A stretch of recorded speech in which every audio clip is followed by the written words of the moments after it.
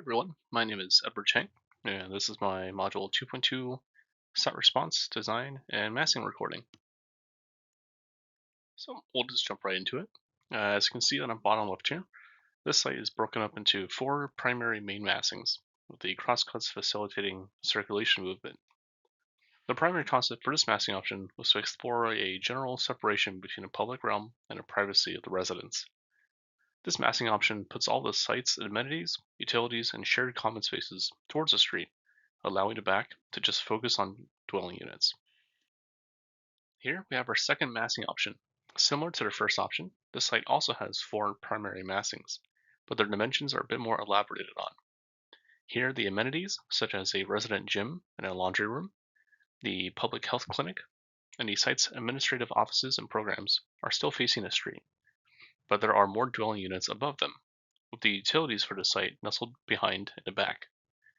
This massing option also focuses more on utilizing a single loaded corridor for the majority of the units, with a point axis block style typology defining the street facing massings. Lastly, we have this third massing option.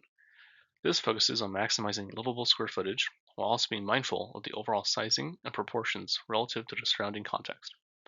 As a result, the main structure is tiered, and the massing steps back away from the street, offering a more approachable massing structure. This site also provides a publicly accessible center courtyard, which acts as a primary hub for the handshake between the public and private realms. So here we have the circulation of massing option 2, which I've decided to move forward with.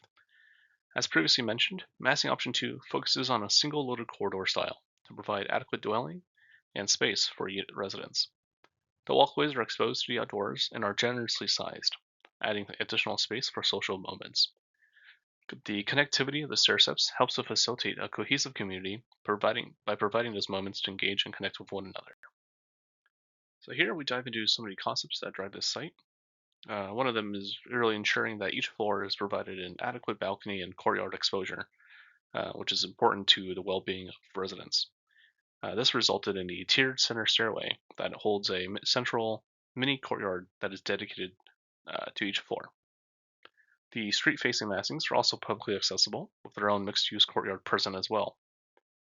And just briefly, the parking lot was situated as far away as possible for most pedestrian-heavy areas to focus on people safety and accessibility by other means of transportation, such as bikes or simply walking. So here we have our community members that would be prospective residents here at this site. Demographically, Boyle Heights has a significant majority of Latinos, which is reflected here. Larger families are common, but there's also a significant amount of younger age individuals, given that the community currently faces a health crisis, which has unfortunately lowered the general life expectancy of Boyle Heights residents.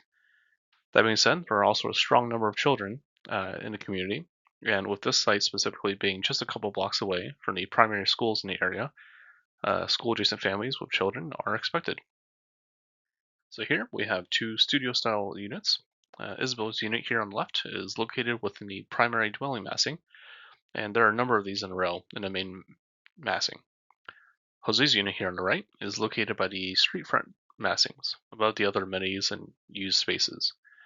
Both units feature a Murphy bed, which converts into a couch when not deployed as a bed. And these units also have dedicated bathrooms and a sizable kitchen in which these residents can work and eat, even with a few friends over. Starting from the left, we have the Gomez family unit. This unit has 3 dedicated bedrooms, which offer adequate space for their growing family of 4. The kitchen and living spaces are intermingled and connected, which offers the family space to connect. Ave and Rafa's unit in the center here is more catered to their needs, with just a single bedroom. The unit has spacious walkways and easy corners to navigate without too much complexity of movement, and offers a secondary half path for any frequent guests that they may have. Finally, Rodolfo and Tomas's unit has 2 dedicated bedrooms, and while on the smaller side, the unit has a full kitchen and has space for them to enjoy time together. Here we have a floor plan of the 3rd floor. This features the 1-bed units and the main massing structures, while the street front units are just the various studio units that are present. The street front massings also include an interior community lobby space for residents and the public alike to intermingle and just hang out. So here are the section cuts of the massing overall. Each floor has a different assortment of unit types, with studio units starting at the top of the main massings, and winding down to 1 bedroom, 2 bedroom, and then 3 bedroom units at the ground floor for easy access. Lastly, here we have the programming table. You can see the various dwelling unit types available with the 3 variants of the studio unit and a host of the 1, 2, and 3 bedroom units. Overall, the site has square footage of about 32,000 square feet, with which the site is able to use effectively, given that there are 40 units present on site, with addition to the amenities present.